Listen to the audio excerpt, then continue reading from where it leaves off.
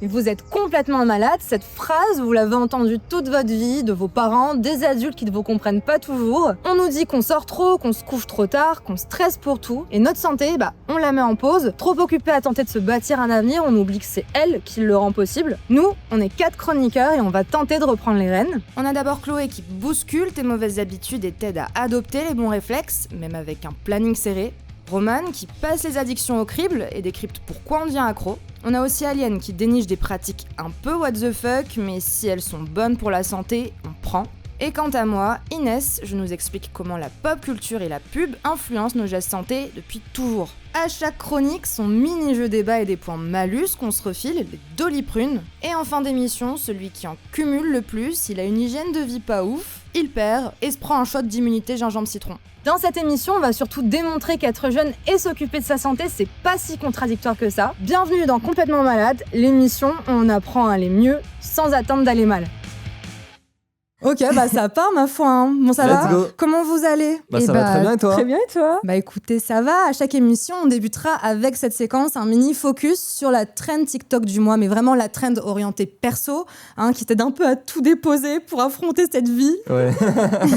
Et nous, derrière, on va s'approprier la trend. Alors, notre trend du mois, on parle de Goumin, alors que, en gros, t'opposes l'idée de la peine de cœur, du chagrin d'amour à un problème jugé plus sérieux, ou à une situation 1000 fois plus enrichissante que la présence d'un mec ou d'une meuf dans ta vie. Et autour de cette table, j'imagine qu'on a tous vécu un chagrin d'amour, je pense. Oui. Évidemment. Oui.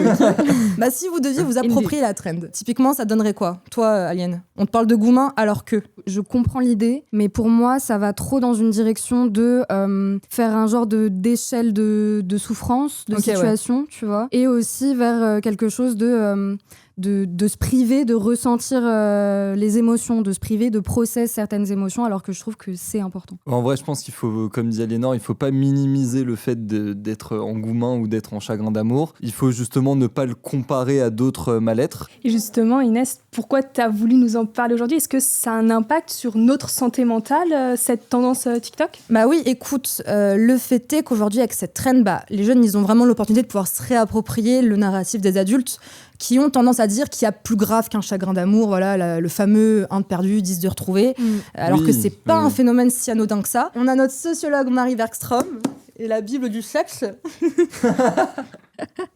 avec son bouquin La sexualité qui vient, qui nous explique que les jeunes célibataires déclarent plus de détresse psychologique, ils sont 29%, et ce sont les jeunes hommes qui ont vécu une rupture dans l'année, qui sont les plus touchés. Les jeunes vivent aussi beaucoup de relations, ça s'attache et il n'y a rien derrière, donc ça aussi, ça a un impact. Il est édité où, ce livre? Bonne question. La découverte. Mais oui, à un jeune âge, c'est vrai que se mettre en couple, ça reste un marqueur social fort, ça signifie que tu quittes le monde des ados. Donc là, t'as vraiment un élan collectif de jeunes qui montrent que devenir mature, c'est savoir vivre avec son célibat. Donc on peut dire qu'on est sur une trend pas mal. Plutôt sympa. On apprend tous à vivre avec son célibat, je pense. On n'a pas le choix, ma foi. Mais oui, sur ces belles paroles, on va commencer avec We Don't Care, la chronique où Alien te donne des tips. Un peu what the fuck pour toi qui a la flemme de prendre soin de ta santé. Alors Alien, c'est quoi le geste santé zinzin que tu nous as trouvé? Je vais vous laisser deviner et celui qui ne trouve pas se prendra 2 petits doliprrunes. Wow. On va faire comme ça. En gros, il y a un rituel un petit peu what the fuck à faire le matin pour drainer ses toxines. En gros, nettoyer son corps, quoi. Ok. À votre avis, tirer la langue pendant 2 minutes, sautiller pendant 2 minutes ou taper des mains pendant 2 minutes, qu'est-ce que c'est? Moi, j'ai la réponse, je l'ai déjà vue, mais je vous laisse essayer Sur de les deviner réseaux. si vous voulez. Tirer la langue? Ouais, parce Je que sais pas. taper dans les mains, ça me semble un peu peut-être loufoque. tirer la langue, au moins tu souris beaucoup. Je vois ma copine faire ça le matin. Tu te poses des questions. Mais peut-être sautiller pendant 2 minutes, en vrai. Et c'est une bonne réponse. Let's go. Effectivement, je sais que ça peut paraître random, mais voilà, quand on a la flemme de se mettre au sport, quand on n'a pas la thune, même pour acheter rien qu'une corde à sauter. Ouais, c'est clair. Et sautiller pendant 2 minutes le matin, en soi, ça peut être pas mal parce que c'est gratuit, c'est pas engageant en soi. Et dans un planning serré, ça passe plutôt bien. Je crois que Aliénor, tu peux pas nous montrer pour des raisons techniques pour l'instant, mais je crois que tu nous as réservé une petite surprise après. Exactement. Mais de quel type de saut on parle concrètement? En gros, on est debout, les pieds légèrement écartés, les épaules relâchées, et on va chercher à faire des petits sauts, quoi. Le but, c'est pas d'aller très très haut, c'est surtout d'avoir des petits impacts, un peu comme ces personnes. Ok, en vrai, ça me paraît assez facile à faire, mais concrètement, en fait, ça fait quoi sur le corps ? Ça fait plusieurs choses. Déjà, ça réveille le corps, littéralement. Ça améliore le rythme de sommeil, l'état de fatigue, la prise de décision. Ensuite, ça aide à la circulation du corps parce qu'en sautant, on va un peu contracter nos muscles et surtout les mollets. Et en fait, les mollets, ils sont aussi appelés deuxième cœur parce que en se contractant et en se relâchant, ça aide à faire remonter le sang vers le cœur. T'as jamais écouté ton mollet battre comme ça ? Les stéthoscopes, comme ça, ils les mettent comme ça. Ça agit sur le drainage lymphatique. Ok, c'est quoi le drainage lymphatique ? En gros, le drainage lymphatique, donc ça agit avec la lymphe. Et la lymphe, c'est quoi ? C'est un liquide biologique qui est dans notre corps pour filtrer les déchets, stimuler les réactions immunitaires rapides. Et le fait de sautiller, ça le fait mieux se répartir dans notre corps. Mais est-ce qu'il y a vraiment des gens en fait qui ont la déterre de faire ça le matin ? Je me lève, c'est douche et je pars le plus vite possible au taf. Est-ce que tout le monde a le temps de faire ça justement ? Eh bah, figurez-vous que j'ai testé pour vous. Et tu t'es levé 2 minutes en avance. Exactement, à 58 au lieu de pile. On peut m'apercevoir là maintenant. Regardez ma belle gueule pas très réveillée faire des petits sauts. Voilà, c'est cadeau, c'est pour vous. Ok, bah du coup peut-être que j'essaierai dans le métro parce que je serai toujours en retard. Du coup peut-être je le ferai dans le métro tous les matins. Alors je sais pas si ça compte dans le métro vu que c'est après le réveil techniquement, mais pourquoi pas. Mais du coup toi, en ayant expérimenté la chose, est-ce que t'as senti un changement concret dans ton corps ? En soi, oui. Je vais pas mentir, les premiers jours, j'ai repoussé mes réveils. Mais après, je l'ai fait de moins en moins. Ensuite, ça me fait vraiment sortir de l'état un peu vaseux du matin où t'es un peu, tu vois, tu flottes, voilà. Ok, ouais, on pourrait penser le contraire parce qu'en vrai, sauter sur place dès le matin, ça peut piquer. Bah, au début, oui. Et après, plus tu le fais, et justement, plus tu... Ouais, ça réveille tout ton corps, quoi. Et dernier truc, sur les premiers jours, les 2 minutes, c'est un petit peu longué. Et après, plus tu le fais, et en vrai, plus ça passe vite, quoi. T'as prévu de continuer ou pas ? Oui. Oh, ouais, franchement, oui, c'est vrai. Là, ouais. Parce qu'il y a des caméras, hein. On a la preuve. Prochaine émission, on verra si j'ai continué jusque-là, mais on mettra une mais caméra ma foi. chez Aliénor. Exactement. Petit disclaimer, pour les personnes qui ont certaines sensibilités, certains problèmes, donc au dos, aux genoux, aux hanches, aux talons d'Achille, au périnée par exemple. On va essayer de limiter les impacts, donc on va juste lever les talons. Soit on va carrément prendre une routine plus adaptée. Et c'est l'heure du mini-jeu, l'équipe. Sur une échelle de 1 à 10, à quel point vous auriez la foi ou non de faire ça dès le matin. Et on fait une petite moyenne. Et la personne qui est en dehors de cette moyenne se prend un petit Doliprane. Non, ouais, moi j'aurais pas la faim, vraiment. Ouais, Même 3. 2 minutes. Ah ouais, non. Ok. Je pense que ta chronique m'a à peu près convaincu, mais pas complètement, du coup, un petit 6, au-dessus de la moyenne. C'est cool. Un petit 6 Ça sur va, 10, genre. ça me va. Moi, je vais dire 7 parce que j'ai déjà 2 Doliprane, donc j'ai... Ah Elle est ouais, stratège. ça veut se J'aime bien, sécuriser. Non, mais tu m'as donné envie d'essayer, donc Ok. pourquoi pas ? Attends, vous m'avez dit combien ? T'as dit combien ? J'ai dit 6, moi. Ok, 6, et toi t'as dit combien, Chloé ? 7. Et du coup, c'est toi qui te Divisé prends les par Doliprane. 3. Ouais, en vrai, c'est moi qui me prends, je sais pas Oui, pourquoi. on va Ouais, non, arrêter ouais. on va arrêter de faire des sors pas calculs de compliqués. calcul, c'est vraiment Putain, toi. le bac L, vraiment. Et non, c'est toi, tu vas pas, Oui, tu vas non, pas mais essayer je de voulais vesquiller. essayer, ouais, je voulais essayer. me mets pas Non, mais dans on la sauce, comprend, s'il te on plaît. comprend. Bon, bah on va continuer avec ta chronique, Inès. C'est la chronique culture pop, culture pub. Et tu nous parles aujourd'hui de santé sexuelle, santé mentale, à partir d'une étude Live Nation qui a été sortie en 2025, je crois, c'est ça ? C'est ça exactement, et c'est une étude qui m'a un peu interpellée. On a un groupe d'entre 18 et 54 ans à qui Live Nation a demandé de choisir entre une soirée sexe ou une soirée au concert de leur artiste préféré, et ils sont 70% à avoir choisi le concert, c'est énorme. Donc nous, on va se concentrer sur les 16-25 ans, parce que visiblement, bonne nouvelle, le sexe ne prend plus la même place qu'avant, là où le fait d'avoir une vie sexuelle à un jeune âge, faire comme tout le monde, ça reste encore un marqueur social fort, on l'a vu tout à l'heure. Et finalement, notre question du jour, c'est: est-ce que le sexe fait encore vendre auprès des jeunes ? Et pour répondre à cette question, toi, t'as été voir côté pub et un peu culture pop, comment ça se passait, c'est ça ? C'est ça exactement. On va un peu remonter le fil. Ce qu'on observe un peu dans les discours de marque, c'est qu'auprès d'une jeune audience, on est passé du sex sales, le sexe qui fait vendre, pilier de la pop culture et du marketing, à son opposé. Et on va aller décrypter ça du côté de Pepsi, et c'est bien parce qu'on a un exemple un peu crossover avec la culture musicale, on reste dans le thème. Et on a cette pub de l'agence BBDO Worldwide, diffusée en 2001 pendant pendant la cérémonie des Oscars, puis durant le Super Bowl. Et pour vendre une boisson gazeuse, on prend qui ? On prend Britney, toute mimi, mais dans le scénario, t'as quoi ? Un mec qui bave littéralement sur elle. Il y a le feu derrière lui, voilà, il y a les pompiers, mais il continue de baver sur elle. Et par ce seul passage, automatiquement, Britney, elle est sexualisée parce que placée comme objet de fantasme, logique sex sells. Et aujourd'hui, quand Pepsi s'adresse aux jeunes, ils activent le mode better than sex, mieux que le sexe, voire même plus important que le sexe finalement. Dans le dernier spot de la marque signé BBDO New York et diffusé pendant le Super Bowl 2026, pas de sexualisation, que les préoccupations de la jeune génération. La santé mentale avec l'iconique ours polaire de Coca-Cola en consultation chez le psy. Tu me débloques des souvenirs. Ouais, mini choc mental, ouais. Et on a aussi l'isolement social avec cette petite scène. Et puis, tu as aussi les centres d'intérêt des jeunes qui sont illustrés, ce qui les divertit. On a le format YouTube type Blind Test Nourriture. C'est un concept qu'on retrouve chez McFly et Carlito. Et bien évidemment, la culture même, la culture Internet surtout. Vous aurez reconnu la rêve du couple infidèle qui s'est fait griller au concert de Coldplay. Ah oui. Je l'avais pas. Je l'avais pas. Ah oui, où cet été ? Enfin, je crois que c'était cet été. Oui, c'était cet été. Ouais, oui, non, oui, t'étais- oui, oui. Dans les festivals, j'étais trop bloqué. J'avais quitté mon téléphone pendant 2 mois. Mais bah, écoute, tu fais Ce qui bien. est bien. Tu fais bien. Ouais. Mais oui, on est pile poil dans notre sujet expérience concert versus sexe pour le coup, donc c'est cool. Et est-ce que c'est le seul exemple qu'on peut citer par rapport à Pepsi ? Bah écoute, non, on est toujours avec Pepsi, on est en 2004 en plein Super Bowl. Dans cette campagne de l'agence AMV BBDO, on retrouve Britney, Beyoncé et Pink.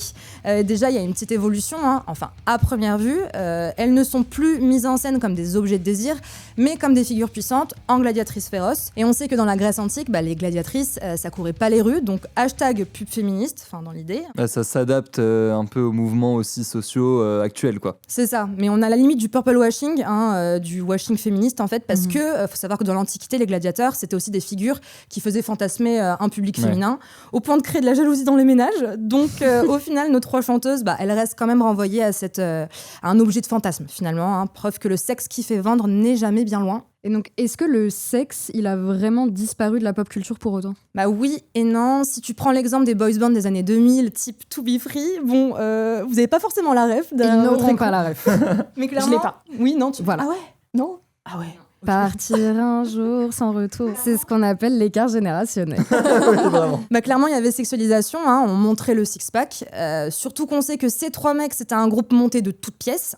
Ils ont juste été broyés par l'industrie musicale parce que prédestinés à l'état d'objets de consommation jetables, éphémères. Et de nos jours, vous m'arrêterez en commentaire si je me trompe, les fans de K-pop, mais j'ai vu personne faire tomber la chemise, ou alors c'est vraiment très rare. Et après, voilà, il y a aussi une forme de réappropriation des codes sexuels. L'exemple qui divise un peu, Sabrina Carpenter. Là, très clairement, sur cette pochette, elle se met volontairement en scène comme un objet de fantasme, mais de manière assez sarcastique. Son album, il s'appelle Man's Best Friend, le meilleur ami de l'homme. Donc le chien, la chienne. Ça divise. On l'avait. Oui, ouais, ok, bon. Et ça divise. Certains y voient une forme de réappropriation où elle se joue du regard masculin et d'autres pensent au contraire qu'elle y reste enfermée. Mais pour conclure, si on revient à notre étude sexe versus concert, la bonne nouvelle, c'est que les injonctions de la pop culture sur la sexualité des jeunes ne correspondent plus vraiment à leurs attentes. La moins bonne, c'est que cette sex fatigue, elle dérive un peu vers du sex shaming, où t'es jugé sur ton body count, qu'il soit élevé ou faible. Ça, c'est terrible, quand même. Ouais. Donc, force est de constater que le chiffre qu'on assume le plus, c'est pas le nombre de partenaires sexuels que t'as pu avoir, c'est le nombre d'heures passées à te battre pour voir Bad Bunny en concert. Ok, bon, en attendant, j'ai une petite question pour vous. La réponse qui est la moins ok pour moi, plus 3 points d'Oli Prune, c'est gratos. Ouais, d'un coup. Moi, je suis à 0, je suis bien pour l'instant. Est-ce que pour vous, le nombre de relations sexuelles, c'est encore un truc qui compte pour les jeunes? Eh oh, les moins de 10 2, on n'en a plus rien à faire. Félicitations, je sais pas quoi te dire. Et 3, on fait genre on s'en fiche, mais en vrai ça nous travaille un peu. Je suis un fervent défenseur de on n'en a rien à foutre, concrètement. C'est même pas rien à faire. Il a vraiment dit rien à foutre. Ok, Chloé? Moi, j'hésitais entre la 2 et la 3. Mais là, quand je regarde, je vais dire aussi la 2. En Ok. espérant ne pas me prendre de Doliprune, toujours. Là, je pense que vous êtes bien partis pour ne pas en avoir, parce que... Ok, toi, Aliane, t'en penses quoi? Moi, je dis aussi la réponse 2. On n'en a plus rien à faire, mais c'est encore en cours de processus. Ça tend vers le on n'en a plus rien à faire. Et c'est en phase, on est dans ça, tu vois. On est dans le moment. Moi, je pense que c'est trop Et de facile plus de en plus. répondre ça en dernier. Je Mais pense en qu'elle fait, devrait c'est se prendre vrai. des Doliprune. Je suis même un peu déçue, carrément. En fait, vous êtes trop parfaits, les gars. Je crois que je vais vous mettre 3 points d'Oliprune chacun, en fait. Franchement, est-ce qu'on leur met 3 points d'Oliprune chacun? Non. Allez. Mais j'en ai déjà 2. Non, allez, 3 points d'Oliprune chacun, c'est pas Ah drôle. ouais, ok, c'est gratuit, Comme c'est ça. comme ça. C'est ok. gratuit, C'est pas grave, la vengeance, c'est un plat qui se mange froid, ma foi.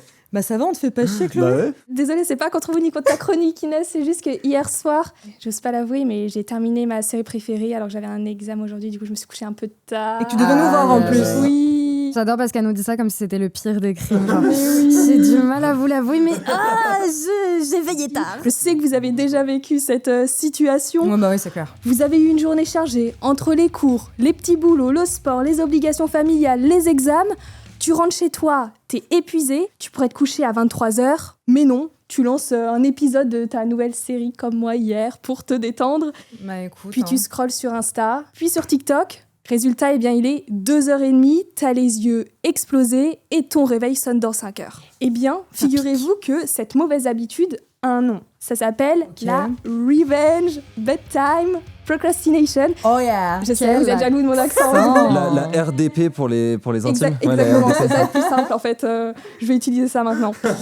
Pour ceux qui n'auraient pas compris, ça veut dire en français la procrastination du sommeil par esprit de vengeance. C'est pas si clair que ça finalement. Ouais, là, faut que tu nous expliques un peu la Revenge Bedtime Procrastination. En fait, le soir, ton cerveau est partagé. Il veut kiffer tout de suite, mais il sait qu'il a besoin de sommeil pour tenir le lendemain. Le problème, c'est qu'il choisit toujours le plaisir immédiat. Forcément. Un nouvel épisode, 10 minutes de scroll en plus, et ça te donne l'impression d'être libre. En gros, tu te venges de ta journée en te disant « cette fois, le temps est à moi ». Le problème, c'est que c'est un piège et qu'au final, c'est toi qui galère le lendemain. Et toi, Chloé, comment tu te sens après une nuit à faire bah. toutes ces activités sur les écrans finalement? Aujourd'hui, preuve en est, je suis plus stressée, moins attentive, mais à long terme, eh bien, ça peut être bien plus grave. Tu peux tomber plus souvent malade, prendre du poids, souffrir d'épisodes dépressifs ou même développer des problèmes au niveau de ton cœur ou de ton cerveau, donc ce n'est pas rien.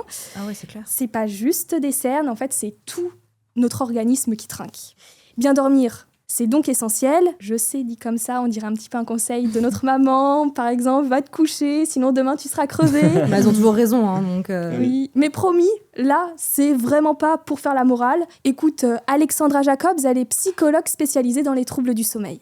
On ne négocie pas avec le sommeil, c'est ça un peu le principe. C'est comme si on se mettait à négocier le fait de manger ou d'aller aux toilettes, par exemple. Si je fais le bras de fer avec une fonction biologique de base, un besoin physiologique de base, je perds à tous les coups. Bon, entre nous, gâcher une nuit de sommeil, c'est pas si grave. Le problème, c'est que lorsque ça se répète et que tu grattes de plus en plus sur ton sommeil. Je reçois des patients qui sont vraiment dans des cercles vicieux qui sont très très fort établis. C'est-à-dire qu'en fait, ils manquent de temps pour eux. Et donc ils vont le rattraper le soir. Ils vont avoir des nuits plus courtes et donc ils vont être encore beaucoup plus fatigués le lendemain. Et donc ça va favoriser de nouveau l'envie de prendre du temps pour soi le soir. Et toi, justement, est-ce que tu as des conseils perso à nous donner pour essayer d'améliorer justement notre qualité de sommeil? Et oui, j'ai des solutions et perso, je vais commencer à les appliquer dès ce soir. Et comme à chaque fois, eh bien, je te fais une to-do list de solutions. Vous avez vu ça? Elle s'affiche aussi à l'écran. Elle est appliquée. En premier, c'est très important, il faut que tu te fixes un vrai rituel du soir. Une douche chaude, une playlist calme, un livre. En fait, ce qui est important, c'est que le cerveau doit comprendre que la journée est finie. Essaye aussi de couper les écrans avant de dormir. Oui, je sais, 20 minutes sans TikTok, c'est dur, mais c'est déjà énorme. Il faut aussi prendre des petits moments de liberté pour soi dans la journée, 5-10 minutes seulement pour toi. Si tu grattes un peu de temps pour toi dans la journée, eh bien, tu auras moins besoin de voler tes nuits par la suite. Et maintenant, avant de lancer un 4e épisode de ta série favorite, comme moi hier, demande-toi toujours, est-ce que demain je vais le regretter? Spoiler, oui. Eh bien oui. Et puis un dernier conseil, surtout si tu sens que tu as besoin d'aide et que tu as besoin d'en parler, eh bien n'hésite pas à consulter un spécialiste. Bien, je vous propose tout de suite de passer au mini-jeu. Et pour cela, eh ben, on a Elena qui va nous apporter des petites cartes. Merci beaucoup, Elena. Merci, Je vous donne à chacun une petite pancarte. C'est très simple. J'ai déjà, Je compte bien les doliprane, Elena, on compte sur toi. Donc, on a 2 types de cartes. Des cartes un peu pour faire un bilan et des cartes pour savoir si on met déjà en place certaines de solutions que j'ai pu donner juste avant. Donc, bon, je pioche la première carte. Vous êtes prêts? C'est parti. Est-ce que vous avez déjà discuté sur les réseaux sociaux juste avant de vous endormir? Oui. Tous les soirs de ma vie. Tout le temps. Ah bon, normalement je joue pas, mais je pense que... Oui. On a un demi-doliprane chacun, top, ça part. Ouais. Bon, allez, on continue. Je pense qu'il y aura très peu de jamais. Dormir en cours parce qu'on est KO. Ah ouais? Au lycée, j'ai arrêté en études sup, mais au lycée, c'est vrai que... Moi, ça m'est jamais arrivé. Dire j'éteins après cette vidéo et rester encore 1 heure. J'ai déjà... Ça commence à faire beaucoup de points là. Ah, c'est vrai? Ouais, je crois pas. Le shot de gingembre se rapproche de mon gosier là. Mais les gars, on est à- Tant mieux, je te l'ai refilé. Parce que en gros, je tarde, mais une fois que j'ai dit vas-y, celle-ci c'est la dernière. Ah ouais. Ouais, c'est la dernière. Moi, souvent, la dernière, c'est l'avant-dernière. Oui. De Bon, en fait, tu l'avant-dernière, tardes, de quoi. l'avant-dernière, de Exactement. l'avant-dernière. Bon, maintenant, des petites questions solus. Ok. Mettre son téléphone à l'autre bout de la pièce. Moi, je l'ai jamais fait et je ne peux pas le faire parce que je vis dans une pièce. Du coup, l'autre bout de la pièce, c'est la le pièce. vide. C'est le vide, en fait. C'est le 6e étage et après. Faire de la méditation, de la relaxation avant Ah ouais. de dormir. Alors là, Ça, je il l'ai faut. déjà fait. Il faut, ouais. Ah ouais. Trop important. Sur une Jamais plateforme fait. de streaming, il y a un guide de méditation et je l'ai C'est déjà vrai. fait. C'est un game changer, Donc, j'ai vraiment. déjà, ça compte, c'est pas un truc en mode Non, faut faire tout le temps. je te l'accorde. Si je l'ai fait une fois, c'est bon. Je me suis déjà pris 40 doliprane Oui. avant, je pense. Je compatis. On est donc tous passés par là, mais maintenant c'est à nous de tester nos solus pour arrêter de négocier avec le sommeil. Et c'est l'heure maintenant d'entrer dans la spirale addictive avec toi, Romane. Ça sonne un peu dramatique dit comme ça. Ça va, on se détend. Chloé, moi je vais vous parler donc d'attention, donc ça rejoint un peu justement ton sujet. Et je vous préviens, du coup, tout au long de ma chronique, en fait, il va y avoir des petites questions. Et Ok. ces questions-là donc, vont vous donner une demi-doliprane si vous n'arrivez pas à y répondre correctement. Ma première question, c'est à votre avis, combien de fois un jeune de moins de 25 ans consulte-t-il son téléphone en moyenne par jour ? par jour, des centaines, Attends. je pense. J'accepte à 30 près. Genre, et même checker l'heure et vite fait être Tout dessus, compte. ça compte Oui. quoi. Oui, c'est chaque, vraiment juste checker, genre même si ok. t'as des notifs ou quoi, Ok. ça compte en soi. De 200 fois. Ouais. Ah, ça fait beaucoup de Ah non, moi fois. j'aurais dit Non, j'abuse peut-être. 150. Ouais, 150, j'avais dit 50. 150. Chiffre C'est rond. entre 150 et 190. Ah, du coup, oh. vous deux, vous êtes au plus proche et malheureusement, Inès, tu vas te prendre Yes. un demi-doliprane. Comme de par hasard. Mais du coup, ouais, c'est entre 150 et 190 fois, ce qui fait en moyenne toutes les 6 minutes le temps où on est éveillé.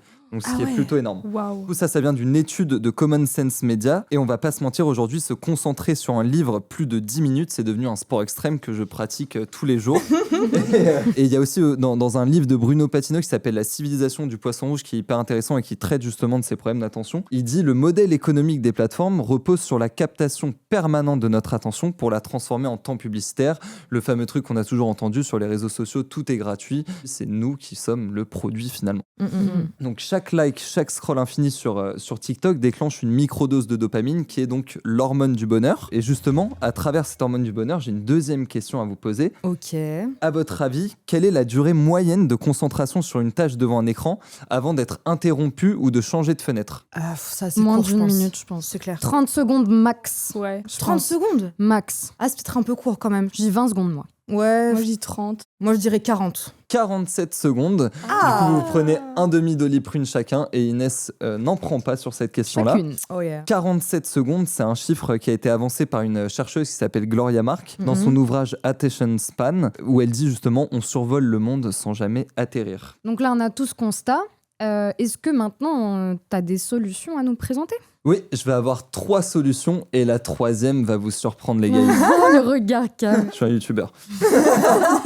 Avant ça, on fait quoi? On jette son tel et on va vivre dans la forêt avec des chèvres? Non, je pense pas. Moi, j'ai pas envie de faire ça pour l'instant, en tout cas. C'est un peu radical. Oui, c'est très radical. Il n'y a pas d'entre-deux. Mais si, l'entre-deux, je vais vous le présenter. Donc, l'idée, c'est de passer du mode subi au mode choisi. Contrôler son téléphone plutôt d'être contrôlé par lui. Donc, il y a 3 méthodes. La première, c'est une méthode qui est assez connue, que toi, Inès, tu connais quand je Ouais. t'ai parlé de cette chronique-là. C'est la méthode Pomodoro.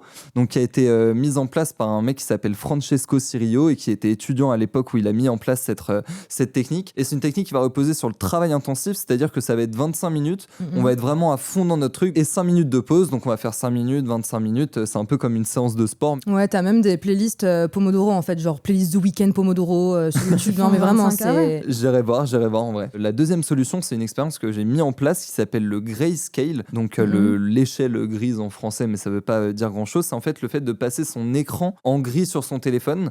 Je sais que selon les téléphones, vous allez dans les réglages, c'est assez facile à mettre en place, et justement ça va moins t'attirer vers les couleurs, et ça avait un nom. Inès, tu m'en Ouais, parlais ça aussi. s'appelle la l'UI design, User Interface Design. UI Ouais, UI Ok. design, ouais, c'est vraiment le fait que tout est pensé pour que sur le plan cognitif. Ça pop, quoi. Ça Exactement. ça t'attire. Ouais. C'est comme moi, j'avais enlevé le pop-up rouge des notifications pour éviter d'être attiré justement vers une application, et c'est vrai que ça marche plutôt bien. Ok. La dernière, donc c'est celle que je ne peux pas faire malheureusement, c'est de définir définir justement des espaces où vous ne mettrez pas votre téléphone. Et je pense que c'est le plus dur des 3 à mettre en place parce que c'est celui où ça demande d'avoir de la distance avec les téléphones. Et c'est vrai qu'aujourd'hui, on a beaucoup l'image que le téléphone, c'est l'extension un peu d'un humain. Oui. Et puis ton réveil le matin, quoi. Je veux dire, tu fais comment le matin? Bah ouais, ça sonne. acheter un réveil. C'est ça, ouais. Oui, c'est vrai, oui. Oui, un c'est vrai que réveil à c'est l'ancienne. pas Ouais. Et donc, j'avais une dernière question. À votre avis, qu'est-ce qu'on gagne si on arrive à se déconnecter 1 heure par jour de son téléphone? C'est en pourcentage de capacité intellectuelle. Donc c'est Waouh. assez- Parce qu'on en perd. Oui, on en perd. Ok. Combien de pourcents on regagne en gros? C'est ça. On peut récupérer, ouais. Ok. Moi j'ai envie Mais je pense que les capacités intellectuelles, ça englobe énormément de choses, dont l'attention, bien sûr. aussi la concentration, le fait de retenir aussi plus facilement certaines choses. Allez, je vais dire 60. Je suis optimiste. 60. Ah ouais. Ah ouais, quand même. Ah ouais. Ok, je suis trop optimiste. Ça nous a rendu vraiment con TikTok. Je change, je dis 37. 37%. Moi, Ok. je vais dire 20, une vingtaine de pourcents. 22. Ah ouais, tu me Et copies. Inès qui est sur un tout pile, du coup c'est la seule qui a le tout pile, je le compte comme un bonus ultime, du coup le 22 ne passera pas Mais malheureusement. what, on va GG à croire que toi. j'ai triché, vraiment. Ouais, t'as triché. Mais je je pense sais que pas, c'est c'est vraiment grave. parce que j'ai mon ordi devant, je vous jure que j'ai pas triché, vraiment. On te croit, Inès. On récupère 20% de nos capacités intellectuelles qui étaient pompées par la simple présence du téléphone sur le bureau. L'attention, c'est la clé pour devenir bon dans ce qui vous passionne, que ce soit le sport, le gaming ou la musique. Moi, c'est vrai que le gaming, c'est un peu à part. J'avoue que je suis vraiment focus quand je joue à un jeu vidéo. Alors, ce soir, mettez votre tel dans une autre pièce si vous en avez une. Et c'est pas une punition, c'est vous qui reprenez le contrôle. Comme l'explique le neuroscientifique, j'ai adoré cette manière de voir les choses. Jean-Philippe Lachaud, il dit que l'attention, c'est un muscle, donc c'est quelque chose qu'on va entraîner. Et si on l'entraîne pas, en fait, il s'atrophie et on va perdre de plus en plus et ça va être de plus en plus dur à récupérer. C'est un truc qu'il faut arriver à tenir sur la longueur. Il faut aussi retrouver le plaisir de s'ennuyer, c'est vraiment hyper important. L'ennui, c'est le terreau de la créativité. C'est beau. C'est magnifique. Quelle belle phrase. Ok, bon, je crois qu'on arrive au moment fatidique de cette émission. On va voir qui a le mode de santé le plus pourri. Pourquoi vous me regardez tous? Suivez mon regard. Je crois que c'est Chloé aujourd'hui, Et malheureusement. Aïe, aïe, Tu Et ne c'est pourras cul pas sec, te cacher. hein. D'un coup. Hein. Ah oui, cul sec. Sinon, c'est pas drôle. Ah oui. Oui, mais écoute, ça va booster un peu tes défenses immunitaires, t'en as besoin. Ça va pas là. Ça sent bon. ouais. Allez, à la tienne, Étienne. Allez. Tu vas mieux Elle l'a fait. Ah non, par contre, je m'attendais pas à ça. Ok, bon, je crois qu'on arrive à la fin de cette émission. On espère vous Si on avoir arrive à la aidé. conclure. On espère vous avoir aidé à aborder votre santé avec plus de sérénité et surtout moins de culpabilité, parce qu'au fond, on est peut-être pas si malade que ça finalement. Et non, et ouais. C'était Chloé, Alien, Roman et Inès pour Complètement Malade. En tout cas, c'était un plaisir cette première émission. N'hésitez pas à retrouver pareil les pour contenus moi. sur les réseaux sociaux. Ouais, la fin J'ai était un peu souffert. un peu acide, mais Eh bien, à bientôt. Oui, à bientôt.